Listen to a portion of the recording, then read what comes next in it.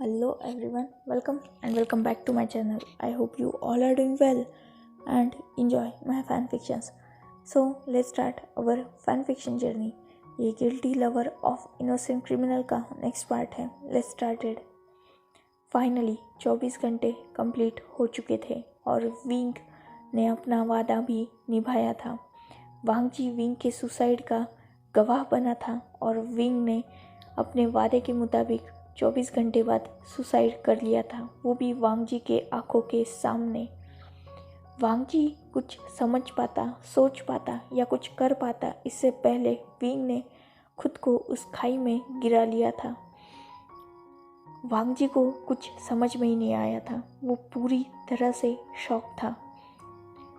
वो कुछ रिएक्ट कर पाता इससे पहले ही विंग गिर चुका था. वांगजी को कुछ भी समझ में नहीं आया था. वो शॉक था और बहुत ज़्यादा कंफ्यूज भी था. उसके दिमाग में अभी लाख सवाल चल रहे थे. क्यों, क्या, कैसे, कब. उसे कुछ भी चीज़ का होश नहीं था. वो अभी भी हेल्पलेसली नीचे की तरफ देख रहा था और विंग को वहाँ ढूंढने की कोशिश कर रहा था, पर विंग पूरी तरह से वांगजी की आंखों से डिसअपियर हो चुका था. वांगजी न जाने कितनी देर उसी खाई की तरफ देखता रहता है और विंग का वो लास्ट स्माइली फेस और लास्ट लाइन वांगजी के कानों में गूंज रही थी. Your love is the most beautiful dream of my life, but I don't want to see this dream in my next life. ये भले ही चंद 2 लाइनें थी, पर इनका मतलब बहुत डीप था, बहुत ज़्यादा डीप. अगर कोई चीज़ हमारी ज़िंदगी में हमें पसंद आ जाए पर बाद में वही चीज़ हमें हर्ट करने लगे, तो उस चीज़ से दूर होना ही सबसे अच्छा सल्यूशन होता है. वांगजी का प्यार विंग के लिए सबसे खूबसूरत सपना था और उस सपने में विंग जीना चाहता था, पर रियलिटी ने विंग को बहुत बुरी तरीके से हिट किया था, क्योंकि उस रियलिटी में वांगजी का सबसे क्रूअल साइड विंग के सामने था, जिसमें वांगजी का प्यार विंग के लिए एक सबसे बड़ा झूठ था. वांगजी ने जब विंग से ये कहा था कि वो उससे प्यार नहीं करता और सिर्फ रिवेंज के लिए उससे शादी की और उसे अपने प्यार के जाल में फंसाया, उसी दिन विंग रियलिटी में मर चुका था. अब जो विंग जी रहा था वो तो बस उसकी बॉडी मूवमेंट में थी. वो एक जिंदा लाश बन चुका था. उसकी सोल, उसका दिल, उसका दिमाग कब से मर चुका था, क्योंकि वांगजी के धोखे ने विंग को पूरी तरह से तोड़ दिया था. इनफैक्ट जो पर्सन अपनी डिग्निटी, सेल्फ रिस्पेक्ट पर प्राउड किया करता था, वो इंसान वांगजी को हर रोज़ सर्व करता था. इससे बुरी चीज़ और क्या हो सकती है. वांगजी हर रोज़ विंग का रेप करता था. भले ही विंग वांगजी से प्यार करता था, पर फिर भी अपने प्यार के हाथों इस तरह से ट्रीट होना, ये किसी को भी मंजूर नहीं होगा. और विंग हर रोज़ ये दुख सहता था.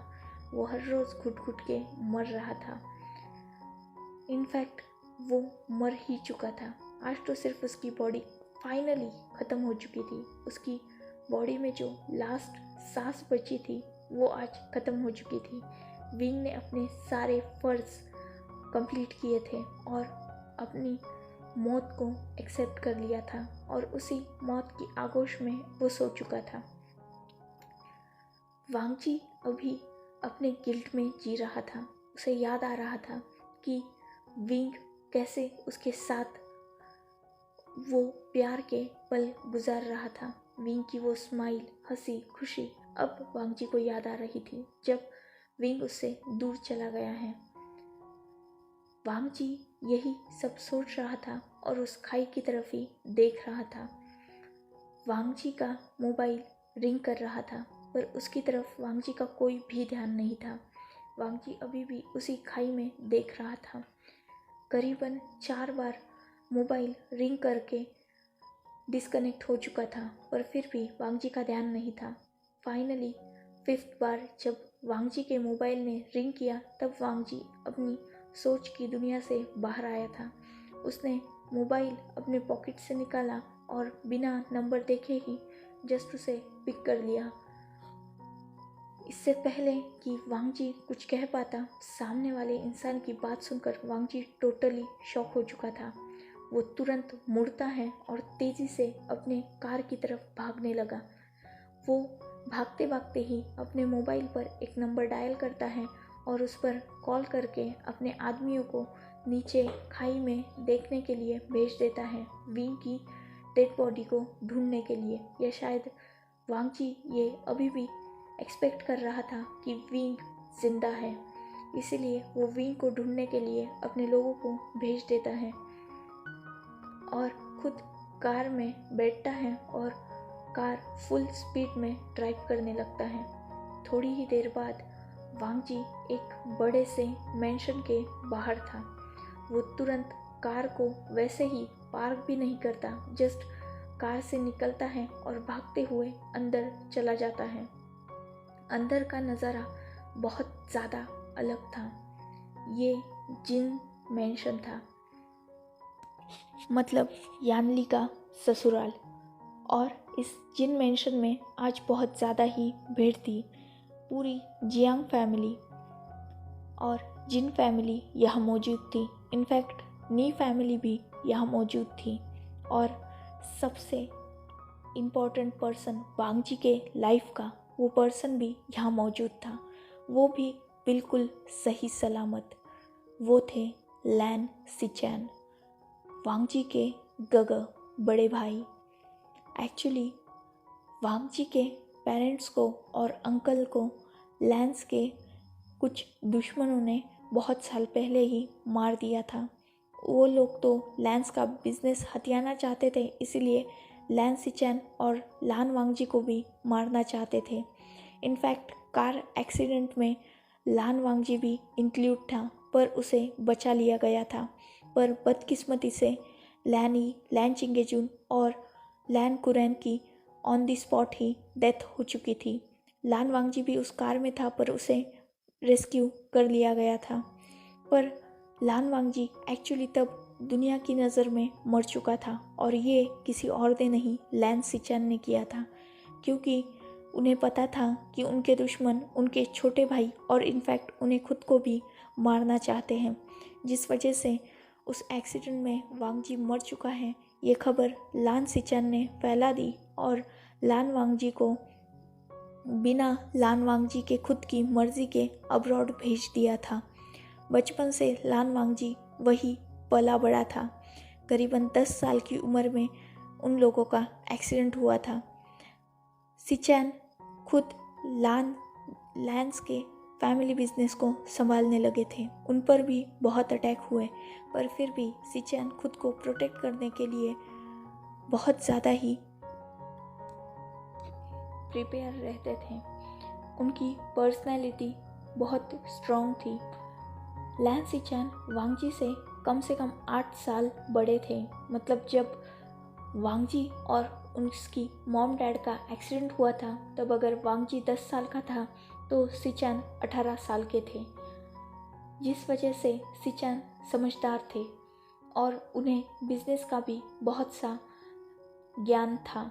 एक्चुअली लैन चिंगेजुन और लैन कुरैन ने सिचैन को बिजनेस में इंक्लूड किया था और बहुत सा बिजनेस का इंफॉर्मेशन लैन सिचैन के पास भी थी, जिस वजह से वो अपने बिजनेस को प्रोटेक्ट करने में पूरी तरह से प्रिपेयर थे। और उन्होंने अपने भाई को मतलब वांगजी को भी बहुत अच्छी तरह से दुनिया से हाइड करके रखा था। सबको यही लगता था कि लान वांगजी मर चुका है। इनफैक्ट सिचैन ने एंगेजमेंट की थी मेंगियाओ से, जिनके सबसे बड़े बेटे मेंगियाओ से। और उस एंगेजमेंट में भी सिचैन ने वांगजी को आने की परमिशन नहीं दी थी। पर अचानक मेंगियाओ का खून हो गया और सिचैन बहुत ज़्यादा ही डिप्रेस रहने लगे थे, क्योंकि वो मेंगियाओ से बहुत ज़्यादा प्यार करते थे। एक्चुअली मेंगियाओ और सिचैन एक बिजनेस पार्टी के दौरान मिले थे और सिचैन को मेंग्याओ से पहले ही नज़र में प्यार हो गया था। जैसे ही जिन्स के सामने लैन सिचैन ने मैरिज प्रपोजल रखा, जिन्स ने तुरंत हाँ कह दी और मेंग्याओ ने भी तब इस शादी को रेजिस्ट नहीं किया था और एक्सेप्ट कर लिया था सिचैन का प्रपोजल, और उन्होंने एक छोटी सी एंगेजमेंट भी कर ली थी। उस एंगेजमेंट में ज़्यादा लोगों को इनविटेशन तो नहीं दिया गया था, पर सबको ये बता दिया गया था कि लैन सिचैन और मेंग्याओ की ऑफिशियली एंगेजमेंट हो चुकी है और बहुत जल्द ही शादी है। पर शादी थोड़ा पोस्टपोन की गई थी क्योंकि उससे पहले यानली और जिनजिशन की शादी करने के लिए डिसाइड किया गया था, क्योंकि सिचैन और मेंग्याओ की शादी से बहुत पहले ही यानली और जिनजिशन की मैरिज फिक्स हो चुकी थी। इसलिए उनकी शादी सबसे पहले होनी थी और बाद में सिचैन और मेंग्याओ की शादी होने वाली थी। पर यानली के शादी के दिन ही मेंग्याओ का खून हो चुका था। ये बात जब सिचैन को पता चली तो वो अपना स्टेट ऑफ माइंड पूरी तरह से खो चुके थे। वो डिप्रेस्ड रहने लगे थे और बहुत ज़्यादा ओवर ड्रिंकिंग करने लगे थे। इनफैक्ट उन्होंने खुद को ख़त्म करने की भी कोशिश की थी। वो मेंग्याओ से बहुत ज़्यादा प्यार करते थे, इनफैक्ट पागलों की तरह प्यार करते थे, और उसकी मौत का सिचैन की लाइफ में बहुत बुरा इफ़ेक्ट गिरा था। वो बार बार खुद को हर्ट करने की कोशिश कर रहे थे। पर लैंस के कुछ भरोसेमंद इंसानों को ये पता था कि लान वांगजी जिंदा है। लान सिचैन ने तो वांगजी से इस सारी सिचुएशन को हाइड करके रखा था, पर उन लोगों ने जब देखा कि सिचैन की कंडीशन सुधर ही नहीं रही, तब उन्होंने लान वांगजी को ये सारी बातें बता दी थी, पर तब तक बहुत लेट हो चुका था। सिचैन ने 2 बार ऑलरेडी सुसाइड अटेम्प्ट करने की कोशिश की थी और थर्ड टाइम वो ऑलमोस्ट इसमें सक्सेस भी हो चुके थे। उन्होंने बिल्डिंग से जंप कर दिया था और उनके सर पे बहुत गहरी चोट लगी थी। वांगजी तब फ्लाइट में था और लैंड होते ही उसे ये खबर मिली थी कि उसका भाई हॉस्पिटल में है। वांगजी अपने भाई से बहुत ज़्यादा प्यार करता था। भले ही तब वांगजी छोटा था और अपने भाई से थोड़ा गुस्सा था कि उसके भाई ने उसे बिना अपने सीधा अब्रॉड भेज दिया, पर बाद में वांगजी समझने लगा था कि उसके गगा ने ऐसा क्यों किया। पर जब उसके गगा को भी उसकी ज़रूरत थी तब वांगजी यहाँ नहीं था। इस बात का दुख वांगजी को था, और वांगजी को जब ये पता चला कि सिचैन की ये कंडीशन मेंग्याओ की मौत की वजह से हुई है, तब वांगजी के लाइफ का बस एक ही मकसद बन चुका था कि जिसने सिचैन की ये हालत की है उससे बदला लेना, और वो पर्सन दुनिया की नज़र में और वांगजी की नज़र में विंग था। तो विंग से बदला लेना ही वांगजी चाहता था, क्योंकि उसने अपने भाई को बहुत से भी ज़्यादा बुरी कंडीशन में देखा था। क्योंकि सिचैन को भले ही तब भी रेस्क्यू कर लिया गया था, पर बाद में सिचैन की कंडीशन और भी ज़्यादा बिगड़ने लग गई थी। वो खुद को हर्ट करने के लिए कुछ भी करने लग गए थे। इनफैक्ट उन्हें भी जंजीरों में बांध के रखा जाया करता था। उन्हें पैनिक अटैक्स आते थे और वो अपना पूरी तरह से माइंड कंट्रोल खो चुके थे और पागल हो चुके थे। इनफैक्ट वो इतने साल से 7 साल से मेंटल हॉस्पिटल में थे और एक पागल की ज़िंदगी जी रहे थे। वांगजी को सिचैन को ऐसे देखकर बहुत दर्द होता था, क्योंकि सिचैन से वांगजी बहुत ज़्यादा प्यार करता था, बहुत ज़्यादा। इनफैक्ट करता है। सिचैन उसकी लाइफ में उसके सब कुछ थे, उसके मॉम डैड सब कुछ, भाई दोस्त, क्योंकि वांगजी पहले से ही किसी से बात ज़्यादा करता नहीं था, वो किसी से घुलता मिलता नहीं था, और सिचैन उसके बड़े भाई थे। वो वांगजी का बहुत अच्छी तरीके से ख्याल रखते थे। इनफैक्ट वांगजी की वो बात भी बहुत आसानी से समझ जाते थे जो वांगजी बोलता भी नहीं था। और जब सिचैन ने वांगजी को खुद से दूर किया था तब सिचैन खुद भी बहुत उदास थे, पर फिर भी उनके पास कोई और रास्ता नहीं था। वांगजी जब करीबन 6 साल पहले जब यहाँ लौटा था तब सिचैन के सामने उसकी वर्स्ट कंडीशन थी और वांगजी इन सब चीज़ों को एक्सेप्ट करना ही नहीं चाहता था। उसके गगा जो हमेशा स्माइल करते रहते थे, जिनके चेहरे पर हमेशा खुशी थी, आज उनका चेहरा पेल पड़ा हुआ था। वांगजी ने सिचैन को बहुत बहुत से भी बुरी कंडीशन में देखा था और वो पूरी तरह से टूट चुका था, बिखर चुका था, क्योंकि उसके गगा उसकी लाइफ में सबसे इम्पोर्टेंट रोल प्ले करते थे और आज वो उसके सामने पूरी तरह से पागल की ज़िंदगी जी रहे थे। कौन सा भाई अपने बड़े भाई को इस कंडीशन में देखकर खुश होता। वांगजी बहुत टूट चुका था। उसने सिचैन को संभालने की बहुत कोशिश की थी पर कोई फ़ायदा नहीं था और वांगजी जब अपनी भाई को उन जंजीरों में कैद देखता था तब तो वो पल पल टूटता था, बिखरता था। इनफैक्ट सिचैन इतना ज़्यादा डिप्रेस हो चुके थे कि वो वांगजी को पहचानने से तक मना करते थे। इनफैक्ट उन्होंने वांगजी पर भी 2-3 बार हमला किया था। सिचैन पूरी तरह से पागल हो चुके थे और वांगजी सिचैन को ऐसे देखकर पूरी तरह से बिखर चुका था, पर वो कुछ नहीं कर सकता था। तब जब वो सिचैन की ऐसी हालत देखता था तब विंग पर उसे बहुत ज़्यादा गुस्सा आता था, क्योंकि उसे लगता था कि विंग इन सब चीज़ों का रीज़न है, क्योंकि दुनिया की नज़र में मेंग्याओ बहुत अच्छा था। इनफैक्ट सिचैन ने वांगजी को भी बताया था कि मेंग्याओ बहुत अच्छा है और वांगजी ने कभी मेंग्याओ को देखा तो नहीं था। इनफैक्ट पर्सनली वो कभी मेंग्याओ से मिला भी नहीं था। उसने सिर्फ मेंग्याओ की फ़ोटो देखी थी, पर सिचैन जितनी मेंग्याओ की तारीफ़ें करते थे उस हिसाब से वांगजी ये तो बता सकता था कि मेंग्याओ एक अच्छा पर्सन है, पर रियलिटी तो सिचैन को भी नहीं पता थी।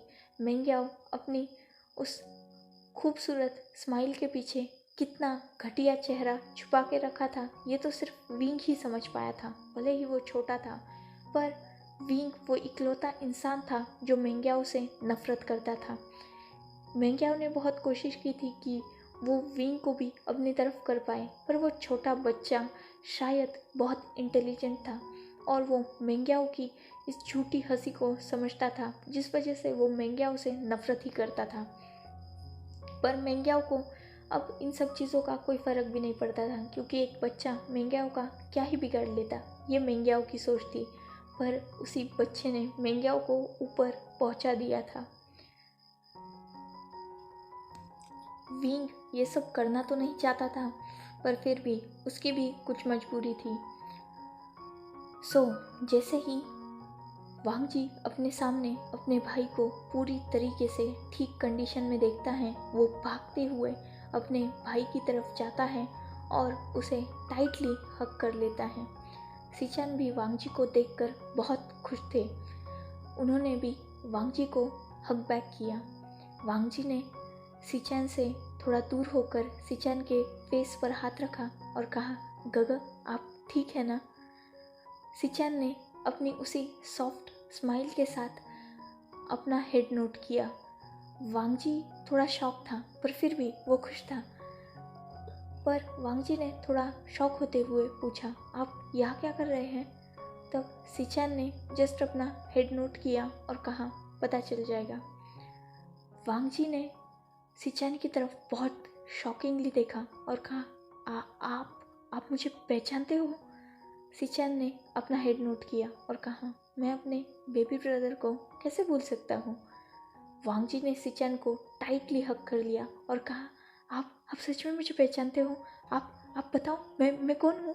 तब सिचैन ने फिर से स्माइल के साथ कहा, वांगजी क्या पूछ रहे हो? तुम मेरे छोटे भाई हो। ऑफ कोर्स तुम मेरे बेबी ब्रदर हो, छोटा सा वांगजी। इतना बोलकर उन्होंने वांगजी को हग कर लिया और वांगजी उसकी खुशी का कोई ठिकाना ही नहीं था। वो इस पल में सब कुछ भूल चुका था। फाइनली जिस इंसान के मुंह से वांगजी अपना नाम सुनने के लिए तरस गया था, वो इंसान उसके सामने खड़ा है, उसे पहचान रहा है और इनफैक्ट उससे प्यार कर रहा है, उसे हग बैक कर रहा है। वांगजी सच में इन सब चीज़ों के लिए बहुत तरसा था, क्योंकि उसने सिचेन को अपने आप पर हमला करते हुए भी देखा था। मतलब सिचेन ने वांगजी पर भी अटैक किया था और तब सिचेन ने वांगजी को पहचानने से भी इनकार कर दिया था। उस पल में वांगजी के दिल के कितने टुकड़े हुए थे, शायद ये कोई गिन भी पाए। पर आज वांगजी बहुत खुश था, उसकी खुशी का कोई भी ठिकाना नहीं था। वो सिचेन को टाइटली हग करता है और कहता है, मैंने आपको बहुत मिस किया गगा। आई लव यू गगा। मैं सच में बहुत खुश हूँ कि आप मेरे सामने खड़े हैं। आप ठीक है ना गगा? आप पूरी तरीके से ठीक है ना? आपको सच में सब कुछ याद आ गया है? आप सच में मुझे जानते हैं ना, या मैं कोई सपना देख रहा हूँ? सिचेन वांगजी को अपने से दूर करते हैं और कहते हैं, मैं बिल्कुल ठीक हूँ और ये कोई सपना नहीं है। मुझे सब कुछ याद भी आ चुका है, मैं तुम्हें भी पहचानता हूँ। इनफैक्ट मैं यहाँ किसी से और से भी मिलने आया हूँ। वांगजी सिचेन की तरफ कंफ्यूजिंग लुक से देख रहा था, पर अचानक एक आवाज़ उन दोनों का, इनफैक्ट वहाँ खड़े हर एक इंसान का ध्यान खींच लेती है। वो आवाज़ थी सुशे की, जिसे पुलिस अरेस्ट करने आई थी जिन मैंशन में। एक्चुअली जो पर्सन विंग को ब्लैकमेल कर रहा था वो कोई और नहीं, सुशे था, मेंग्याओ का सबसे अच्छा दोस्त। सिचेन उस आवाज़ की तरफ देखते हैं और आगे बढ़ने लगते हैं। वो सुशे की तरफ आते हैं, उसके सामने खड़े रहते हैं और कहते हैं, जस्ट एक सवाल, बस मुझे इतना बता दो कि मेंग्याओ और तुमने क्या मुझे मारने का प्लान किया था? क्या मेंग्याओ मुझसे कभी प्यार करता ही नहीं था? सुशे लैन सिचेन की तरफ देख रहा था। कुछ देर बाद वो लैन सिचेन की तरफ एक स्माइलिंग फेस के साथ देखता है और कहता है, हाँ, मेंग्याओ कभी तुमसे प्यार करता ही नहीं था। वो तो बस ये लैन एम्पायर चाहता था, जिस वजह से उसने तुम्हें अपने प्यार के जाल में फंसाया था। इनफैक्ट एक राज बताओ, मेंग्याओ गे भी नहीं था, वो स्ट्रेट था और वो लेडीज़ को पसंद करता था। पर तुम्हारी प्रॉपर्टी के लिए वो तुम में इंटरेस्ट लेने लगा था और तुम इतने बेवकूफ़ थे कि उसके झूठे प्यार पर यकीन करने लगे थे। ये बात सुनकर वहाँ हर कोई शॉक था। वहाँ सिर्फ लान वांगजी और लैन सिचेन नहीं थे, वहाँ सारे जीन्स भी खड़े थे, जियांग भी खड़े थे और दोनों नी ब्रदर्स भी खड़े थे और दोनों लैन ब्रदर भी खड़े थे। और किसी ने भी ये सब एक्सपेक्ट किया ही नहीं था। मतलब लैन सिचेन को तो कुछ समझ में ही नहीं आया था। भले ही उन्हें ये सच्चाई पहले भी पता चल चुकी थी, पर अब उन्हें इस बात पर यकीन होने लगा था। सिचेन सुशे की तरफ देखते हैं और कहते हैं, तुम बस प्रॉपर्टी के लिए मेरा यूज़ कर रहे थे और उसके बाद क्या मुझे मारने वाले थे? तब सुशे जस्ट अपनी आई रोल करता है और कहता है, हाँ, मेंग्याओ ने तुम्हें मारने का प्लान बनाया था, क्योंकि तुम्हारी प्रॉपर्टी मिलने के बाद मेंग्याओ तुम में तो इंटरेस्ट रखता ही नहीं था, तो वो तुम्हें पॉइजन देके मारने वाला था और बाद में किसी लड़की से शादी करने वाला था। इनफैक्ट मेंग्याओ किसी लड़की से प्यार भी करता था। ये सुनकर लैन सिचेन को दूसरा झटका लगा था और वांगजी उसका तो खून खोल रहा था। So enough for today. Let's take a break. Next chapter in next video. If you like my explanation, like, comment and subscribe my channel. Hopefully you all are enjoying this journey. Goodbye. Take care. Enjoy your beautiful life.